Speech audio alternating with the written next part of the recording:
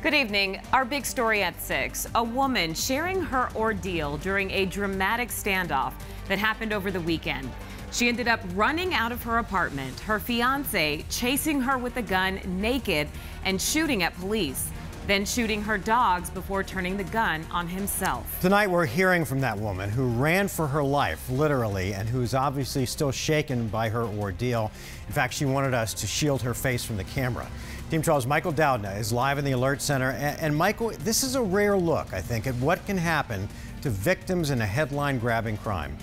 Yeah, it really is. I mean, we met Sarah Jean Shoemaker at her apartment. You could still smell the tear gas that would burn the nostrils as we talked to her. Now, she's being evicted from that place and says she was planning to leave her abusive boyfriend, just not in time.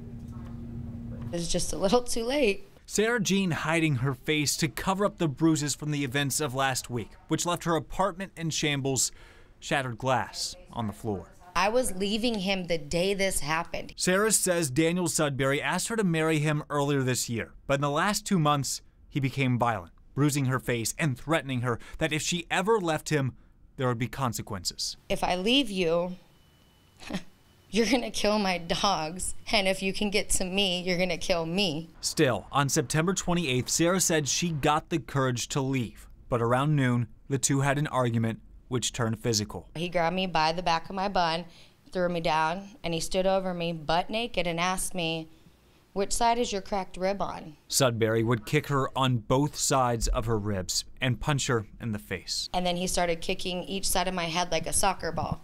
Then he walked to the bedroom, and I knew his gun was in the bedroom, and I just booked it. She would flee naked away from the apartment as she heard the first shots ring out. He brought the dogs in from the patio and killed them in the apartment. Sudbury, then naked on the balcony, turned his gun towards police, firing shots, neighbors saying it sounded like a war zone.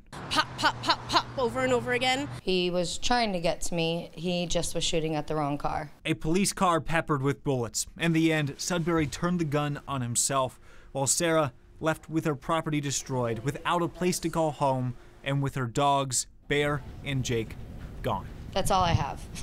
My truck and my life. It's a tough moment for Sarah. She's now turning to the kindness of friends and strangers. And if you would like to help, well, we have a link on our to her GoFundMe on our website on 12news.com and on the free 12 News app. We're live in Alert Center. Michael Dowdna, 12 News. Michael, thanks.